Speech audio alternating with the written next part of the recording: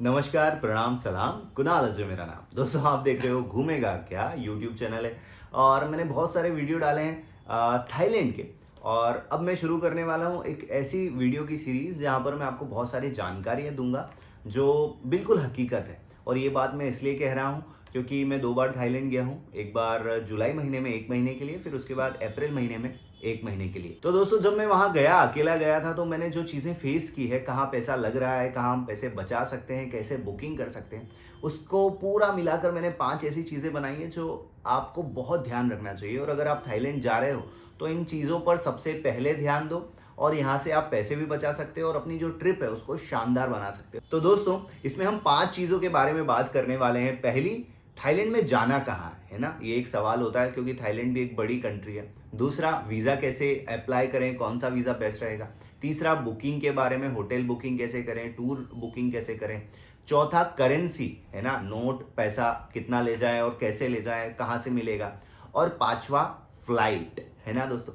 तो दोस्तों ये सारी पांचों चीज़ों पर हम बात करने वाले हैं। तो चलिए शुरुआत करते हैं। और अगर आप इस चैनल पर नए हो तो प्लीज़ सब्सक्राइब कर दीजिए क्योंकि आपके लिए ना ये सब्सक्राइब तो फ्री है, लेकिन मुझे इससे बहुत ज़्यादा हेल्प हो जाएगी। तो चलिए जी करते हैं वीडियो की शुरुआत और पूछूंगा आपसे वही सवाल, घूमेगा क्या। घूमेगा क्या घूमेगा क्या घूमेगा क्या घूमेगा क्या घूमेगा क्या घूमेगा क्या घूमेगा क्या। तो दोस्तों इस 5 चीजों में सबसे पहली चीज है जाएं कहाँ, है ना। थाईलैंड में घूमें कहाँ, क्योंकि थाईलैंड एक बड़ी कंट्री है। तो दोस्तों इसको मैंने 2 चीजों में डिवाइड कर दिया है। अगर आप अपने पार्टनर या गर्लफ्रेंड के साथ जा रहे हैं या फैमिली के साथ जा रहे हैं तो आपको जाना चाहिए फुकेत की तरफ, क्योंकि बैंकॉक और जो फुकेत है उसमें बहुत अंतर है। अगर आप बस से ट्रेवल करोगे तो आपको 12 से 13 घंटे लगते हैं, फ्लाइट से भी आपको 1.5 घंटा लगता है। मतलब ओवरऑल ये दूर वाले डिस्टेंस है। आप बैंकॉक, पटाया और फुकेत एक बार में कवर नहीं कर सकते हो, आपको दोनों में से एक चीज़ सिलेक्ट करना पड़ेगी। तो अगर आप फैमिली के साथ जा रहे हो, हनीमून पर जा रहे हो, गर्लफ्रेंड के साथ जा रहे हो, पार्टनर के साथ जा रहे हो, तो आपको जाना चाहिए फुकेत। क्योंकि वर्ल्ड में सबसे ज़्यादा लोग वहाँ घूमने आते हैं। बहुत सुंदर जगह है, बीचेस हैं, वहाँ पर आपको बहुत सारे कपल्स दिखेंगे, हनीमून पर आए हुए लोग दिखेंगे, फैमिलीज दिखेगी, तो आप जा सकते हो। अगर आप बैचलर हो, आप चाहते हो कि मेरे को नाइट लाइफ एंजॉय करनी है, पार्टी करनी है, तो आपको जाना चाहिए पटाया और बैंकॉक। पटाया और बैंकॉक में सिर्फ 2 घंटे का फर्क है बस से। हाँ जी, सिर्फ आप 2 घंटे में बैंकॉक में उतर के पटाया जा सकते हो, यानी कि बहुत क्लोज होता है। तो आप ये वाली ट्रिप कर सकते हो। मैं आपको एक किस्सा सुनाना चाहूँगा कि पटाया में मैंने देखा था कि एक फैमिली वहाँ पर आ गई थी और वो बहुत परेशान हो रहे थे, क्योंकि वहाँ पर पटाया में आपको फैमिलीज़ नहीं मिलेगी, वहाँ पर आपको बैचलर्स मिलेंगे या लड़कों के ग्रुप मिलेंगे, आदमियों के ग्रुप मिलेंगे जो भी पार्टी करने आते, फैमिलीज़ नहीं मिलेगी। तो दोस्तों वहाँ आप बेवजह परेशान हो। और एक बार मैं फुकेत में था तो वहाँ पर मैंने 4 लड़कों को देखा जो कि महाराष्ट्र से आए हुए थे। उनको टूर एजेंट ने फुकेत भेज दिया थाईलैंड के टूर के नाम पर, और वो परेशान हो रहे थे। मैंने उनसे बात की, वो बोले हमको तो थाईलैंड जैसा हमने सोचा था वैसा है नहीं, यहाँ तो सब हनीमून बनाने आए हैं, यहाँ पार्टी के लिए भी अलग तरह का सीन है। तो आप इस चीज़ का ध्यान रखें। अगर आप फैमिली के साथ जा रहे हैं, पार्टनर के साथ जा रहे हैं, हनीमून पे जा रहे हैं, तो फुकेत, कराबी ये एरिया सबसे अच्छा है। और अगर आप दोस्तों के साथ जा रहे हो, लौंडे लौंडे जा रहे हो, अगर मैं अपनी भाषा में कहूँ, तो बैंकॉक और पटाया सबसे बेस्ट रहेगा। दूसरी बात, वीज़ा। दोस्तों वीज़ा पे बहुत सारे सवाल होते हैं, लेकिन मैं छोटा सा फटाफट कवर कर लेता हूँ। और इन जितने भी ये 5 टॉपिक मैं आपको बता रहा हूँ, इस पर भी अलग अलग हम वीडियो बनाएंगे डिटेल में। दोस्तों 3 तरह के वीज़ा आप सबसे बेस्ट होते हैं। सबसे पहला स्टिकर वीज़ा, दूसरा है वीज़ा ऑन अराइवल, और सबसे मेरा फेवरेट है ई वीज़ा ऑन अराइवल, जिसके बारे में बहुत कम लोगों को पता होता है और बहुत कम लोग अप्लाई करते हैं, लेकिन मेरे हिसाब से सबसे बेस्ट वही है। सबसे पहले बात करते हैं स्टिकर वीज़ा। अगर आप मुंबई, दिल्ली, कलकत्ता में रहते हो तो ई वीज़ा से अच्छी कोई भी चीज़ नहीं है। 3500 रुपये आपको लगता है, स्टिकर वीज़ा आपको मिल जाता है। बाहर के लोग क्यों नहीं अप्लाई कर सकते, इसका मैं आपको बता देता हूँ। जो एजेंट होता है, देखो एजेंट के थ्रू ही आप अप्लाई करते हो, आपको पासपोर्ट उसे देना पड़ता है। तो अगर आप किसी दूसरे शहर में रहते हो तो दोस्तों आप किसी को पासपोर्ट हैंड ओवर करना थोड़ा सा दिक्कत वाली चीज़ें हो सकती है। अगर आप मुंबई, दिल्ली या कलकत्ता में हो तो इजीली आप, या आपके उसके आसपास रहते हो, है ना, इन तीनों शहरों के, तो आप स्टिकर वीज़ा ही लो, सस्ता भी पड़ता है और बेस्ट होता है। दूसरा आता है वीज़ा ऑन अराइवल, सब वही लेते हैं। इसकी कीमत होती है 2000 से 2200 बात, यानी 2000 बात है। लेकिन एक्सप्रेस लेन के 200 बात एक्स्ट्रा कर लेते हैं। इसमें सबसे बड़ी दिक्कत मुझे क्या लगती है ना कि जब भी आप बैंकॉक में लैंड करोगे तो वहाँ भीड़ लग जाती है, क्योंकि आप 100-150 लोग तो एक फ्लाइट में बैठ कर आए हो, दूसरे लोग भी आए हैं, तो वहाँ जो फॉर्म भरने वाला प्रोसीजर होता है वो बहुत हौच पौच हो जाता है। वहाँ पर इमिग्रेशन वाला जो ऑफिसर है वो भी आपसे कई सवाल पूछ सकता है, कई बार तो नहीं कहूँगा, मगर कभी कभी लोगों को वापस भी भेज दिया जाता है, उनके पास डॉक्यूमेंट्स पूरे नहीं होते हैं या करेंसी पूरी नहीं होती। सबसे सही चीज़ है visa, e visa on arrival. देखो वीज़ा ऑन अराइवल भी अच्छा है, अगर आप पहले से आपको आइडिया है फॉर्म कैसे फिलअप करना है, आपके पास क्या क्या सारी चीज़ें होना चाहिए, फटाफट वो भी हो जाता है, मगर उसमें थोड़ा सा एयरपोर्ट पर आपको कम से कम आधे घंटे से लेकर 1 घंटे तक तो आपको देना ही पड़ेगा, वहाँ वेट करना पड़ता है। ई वीज़ा ऑन अराइवल जिसकी मैं बात कर रहा हूँ दोस्तों, ये थाईलैंड का ही है, इसमें आपको कुछ नहीं करना होता है।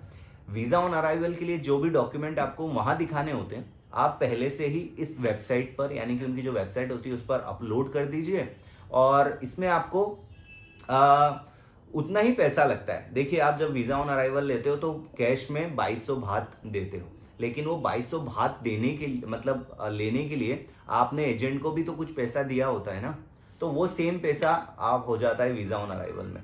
तो एक बार आप ट्राई ज़रूर करो ई वीज़ा ऑन अराइवल। हाँ, इसमें एक चीज़ ज़रूर है, अगर आप थोड़ा सा टेक फ्रेंडली नहीं है या वेबसाइट या कंप्यूटर ज़्यादा नहीं चलाते तो हो सकता है आपको थोड़ा सा कठिन लगे, लेकिन ये बहुत स्मूथ प्रोसीजर है, इस पर भी मैं एक वीडियो ज़रूर बनाऊंगा। तीसरी चीज़, होटल बुकिंग। दोस्तों वैसे ये वीडियो उन लोगों के लिए है जो खुद थाईलैंड घूमने जा रहे हैं, किसी एजेंट के थ्रू नहीं जा रहे हैं, है ना, क्योंकि अगर आप एजेंट के थ्रू जाओगे तो वो सारी चीज़ें कर देगा, आपको टेंशन लेने की ज़रूरत नहीं है, लेकिन उसके बदले में भैया पैसा भी तो लेगा ना, तो पैसा बचाना है ना, और अच्छे से घूमना है तो आप खुद जाओ। और मैं आपको बता रहा हूँ थाईलैंड एक ऐसी कंट्री है जहाँ आपको कभी भी कोई भी दिक्कत नहीं होगी, आप आराम से घूमो, हेल्पफुल लोग होते हैं और बहुत ईजी सारी चीज़ें। तो फटाफट बात करते हैं होटल बुकिंग के बारे में। दोस्तों अगर आप अभी की करंट की बात करें, अभी 2023 चल रहा है, महीना है सितंबर का, अगोडा एक ऐसी एप्लीकेशन है जहाँ पर सबसे सस्ते होटल मिलेंगे। मैं आपको विश्वास दिलाता हूँ, अगर आप पटाया में एक नाइट का 2 स्टार होटल की बात करूँ तो आपको वो 800 से 900 रुपये में मिल जाएगा, 3 स्टार होटल आपको 1300-1500 रुपये में मिल जाएगा, 5 स्टार होटल आपको 2000 रुपये में मिल जाएगा, और ये इंडियन करेंसी में। एक गलती कभी ना करें, बहुत से लोग ये सोचते हैं कि हम बुकिंग कर देते हैं और वहाँ जाके होटल में पे करेंगे। दोस्तों इससे होता क्या है, क्योंकि जब आप वहाँ जाके पे करते हो तो आपको कैश में देना पड़ता है, और जब आप इंडिया में थाई बात लेते हो, कैश लेते हो, इंडियन रुपीस देके कैश लेते हो, थाई करेंसी लेते हो, तो उसका भी तो आपको कमीशन देना पड़ता है ना एजेंट को। तो वहाँ जहाँ आपको कम से कम उसमें 10% 15% इंक्रीज हो जाता है अमाउंट ऑटोमेटिकली, क्योंकि आपने करेंसी एक्सचेंज चार्जेस दिया हुआ है। तो मैं आपसे कहूँगा कि अगर आप होटल बुकिंग का पेमेंट पहले से कर देंगे तो आपको पैसे बच जाएंगे, और आपको श्योरिटी भी रहेगी, कोई लोड नहीं है आपको कम से कम करेंसी कैरी करनी होगी। नहीं तो आप बहुत सारा पैसा इसलिए करेंसी मतलब कैरी करके ले जाते हो क्योंकि आपको होटल वाले को पे करना है। तो दोस्तों होटल बुकिंग सब यहाँ से करके जाएं, अगोडा बेस्ट ऐप है, अभी सबसे सस्ता वही चल रहा है, उसके बाद booking.com और दूसरी जगह भी चेक कर लें। और यहाँ पर कई बार ऑफर आते हैं होटल्स पे, तो आपको सस्ते में होटल मिल जाते हैं। होटल बुकिंग करते समय ये चीज़ का ध्यान रखें, थोड़े पैसे बचाने के चक्कर में ऐसी जगह होटल ना ले लें जहाँ से आपको ट्रैवल ज़्यादा करना पड़े। मैं हमेशा उस जगह पर होटल बुक करता हूँ जहाँ पर टूरिस्ट डेस्टिनेशन है, यानी कि अगर आप फुकेत में होटल बुक कर रहे हैं तो पतोंग बीच पर ही होटल बुक करें। पतोंग बीच के जो 100 मीटर का दायरा है उससे ज़्यादा दूर ना जाएं, क्योंकि आपको बाद में दिक्कत हो सकती है। तो चलिए अब बात करते हैं चौथे पॉइंट की, और ये पॉइंट है करेंसी, यानी कि पैसा। दोस्तों करेंसी एक्सचेंज, थाईलैंड जाएंगे तो आपको थाई बात जो भी आप बोलें, थाई बात लगते हैं, और अभी का जो इसका रेट चल रहा है वो ढाया चल रहा है, यानी कि अगर आपको एक थाई बात इंडियन रुपीज़ में 2.5 बात पड़ता है, मतलब 2.5 रुपये पड़ता है। वो 2.5 रुपये इसलिए पड़ता है क्योंकि आप एजेंट को भी कुछ कमीशन देते हो, तो वो आपको 2.5 रुपये के आसपास पड़ जाता है। मैं आपसे बस इतना ही कहना चाहूँगा, जब भी आप थाईलैंड घूमने जाएं तो आप फॉरेक्स कार्ड ज़रूर लेके जाएं। फॉरेक्स कार्ड बहुत इजीली मिल जाता है। Best forex card neo global, सस्ता है, कोई चार्जेस नहीं है, बस 5,000 रुपये में आपका अकाउंट खुल जाता है और वो 5,000 रुपये आप वापस ले भी सकते हो, तो एक तरह से वो फ्री हो जाता है। इसमें आपका एक्स्ट्रा चार्ज नहीं लगता, आपको कैरी करने की ज़रूरत नहीं है पैसा। इजीली आप यूपीआई के थ्रू एक अकाउंट से दूसरे अकाउंट में पैसा ट्रांसफ़र करके वहाँ से कैश निकाल सकते हो। अगर आप एजेंट के थ्रू पैसा लेके जाते हो, है ना, कि आपने सोचा कि यार चलो मैं 50,000 इंडियन रुपीज़ को कन्वर्ट करा लेता हूँ थाई बात में एजेंट के थ्रू, तो भैया वो भी कमीशन लेता है, तो आपको महंगा पड़ता है। तो दोस्तों आपसे बस यही कहूंगा कि आप जब भी जाएं थाईलैंड घूमने तो फॉरेक्स कार्ड ज़रूर लेके जाएं। बहुत सारे बैंक से मिल जाते हैं, मतलब बहुत सारे बैंक्स के फॉरेक्स कार्ड हैं, लेकिन मेरे हिसाब से नियो ग्लोबल सबसे बेस्ट है क्योंकि सबसे सस्ता वही पड़ता है, इसमें कोई एक्स्ट्रा चार्जेस नहीं लगते हैं। जब भी आप कैश निकालोगे, यानी कि अगर आपने सपोज 10,000 बात निकाले तो उस पर आपको 220 बात, है ना, 220 बात अराउंड कुछ 650-700 रुपये बस फीस लगता है और आप इजीली थाई बात निकाल सकते हैं। तो फॉरेक्स कार्ड ले जाना ना भूलें। हाँ पांचवा और सबसे जरूरी पॉइंट जो कि बहुत सारे लोगों का सवाल होता है, फ्लाइट। दोस्तों हिंदुस्तान में लोगों को लगता है, मुझे भी ऐसा लगता था कि दिल्ली और मुंबई में सबसे ज़्यादा सस्ती फ्लाइट मिलती है ना। वैसे तो कलकत्ता में सबसे सस्ती फ्लाइट है क्योंकि कलकत्ता पास है बैंकॉक के, बस पानी बीच में आ जाता है, तो सबसे सस्ते कलकत्ता से फ्लाइट मिलती है। और फिर मुझे लगा कि शायद दिल्ली और मुंबई से मिलती होगी। मैं जैसे कि एमपी में रहता हूँ तो मैंने सोचा चलो दिल्ली से ले लेते हैं, वहाँ सबसे सस्ती है। लेकिन मैं आपको बताना चाहूँगा 3 ऐसी सिटी हैं इंडिया में जो सबसे सस्ती फ्लाइट आपको देती है। पहली जयपुर, दूसरा अहमदाबाद, तीसरा लखनऊ, है ना। ये 3 जगह आपको फ्लाइट मिल जाएगी सबसे सस्ती। और इसका कारण क्या है? Thai AirAsia. Thai AirAsia इन तीनों जगह से फ्लाइट चलाती है और अगर आपकी किस्मत अच्छी रही दोस्तों तो आपको 14,500, सही सुना आपने, 14,500, आज के बारे में बात कर रहा हूँ मैं, 2023 चल रहा है, सितंबर का महीना चल रहा है, 14,500 रुपये में भी आपको राउंड मतलब आना जाना फ्लाइट मिल जाएगा थाई एयर एशिया का। बस इसमें एक कंडीशन होती है कि आप 7 किलो से ज़्यादा का वेट नहीं ले जा सकते। तो दोस्तों बस ये 7 किलो में आपके बहुत सारे कपड़े आ जाएंगे, है ना, तो थोड़ा सा एडजस्ट तो करना पड़ेगा। लेकिन हाँ, मेरा एक दोस्त अभी गया था थाई एयर एशिया से, उसका कहना था कि 10 किलो तक भी मैं लेकर गया तो मेरे को किसी ने रोका नहीं। तो दोस्तों इजीली आप जा सकते हो। अगर आप 5-6 दिन के लिए जा रहे हो तो आप 7-8 किलो में आपका काम हो सकता है। तो जब भी फ्लाइट बुक करो तो इन 3 सिटी में, यानी कि जयपुर, अगर आप राजस्थान हो तो जयपुर से ज़रूर करो, अगर आप यूपी से हो तो लखनऊ ज़रूर ट्राई करो, अगर आप गुजरात से हो तो अहमदाबाद ज़रूर ट्राई करो। इन फ्लाइट की टाइमिंग भी मेरे को बहुत अच्छी लगी। रात को ये 11 बजे के आसपास है और सुबह आपको ये 5 से 6 बजे के बीच में वहाँ उतार देती है बैंकॉक में, और फिर वहाँ से आप जा सकते हो।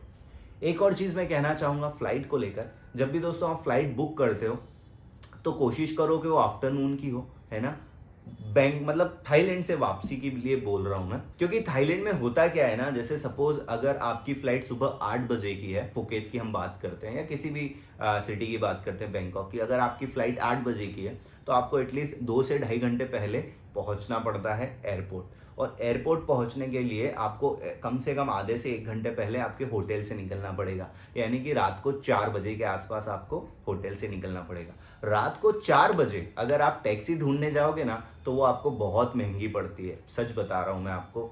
तो वहाँ आपका 2 से 2,500 रुपये टैक्सी में ही चला जाता है। तो आपने क्या सोचा था कि यार मैं 500 रुपये या 1,000 या 1,500 बचाने के चक्कर में मैंने सुबह की फ़्लाइट ली, लेकिन जब आप वहाँ से टैक्सी में जाते हो एयरपोर्ट तो आपका वो कवर हो जाता है, साथ ही साथ आपकी नींद भी ख़राब होती है, आप परेशान भी होते हो। इसलिए आप हमेशा कोशिश करो कि बैंकॉक से वापसी की फ़्लाइट आफ्टरनून के आसपास हो, क्योंकि वहाँ पर बहुत सारे पब्लिक ट्रांसपोर्ट चलते हैं जो कि आपको सस्ते में एयरपोर्ट छोड़ देते हैं, फिर वो चाहे टुक टुक हो, अपना मेट्रो हो या नॉर्मल टैक्सी, वो आपको 100 रुपीज़ या 100 बात या 50 बात में एयरपोर्ट तक छोड़ देती है, तो वो सस्ता पड़ता है। तो आफ्टरनून टिकट याद से। तो दोस्तों ये थे 5 ऐसी चीज़ें जो थाईलैंड से जुड़ी हुई है। आप मुझे कमेंट करके अगर आपको कुछ पूछना हो किसी भी चीज़ में तो आप मुझे बताइएगा, मैं उसका जवाब देने की पूरी कोशिश करूँगा। और मैं ये 5 पॉइंट्स पर एक एक करके वीडियो भी बनाऊँगा। तो आपसे एक चीज़ कहना चाहूँगा, प्लीज़ सपोर्ट कीजिए, है ना, ये मेरे लिए बहुत बड़ी हेल्प होगी। बस आपका एक सब्सक्रिप्शन और सब्सक्राइब जो भी बोलें वो मेरे लिए बहुत लाखों की चीज़ है, सीधे सीधे बोलूँ तो चलिए जी, मिलते हैं अगले वीडियो में, और तब तक अपना ख्याल रखिए। और पूछूंगा आपसे वही सवाल, घूमेगा क्या? घूमेगा क्या? घूमेगा क्या? घूमेगा क्या? घूमेगा क्या?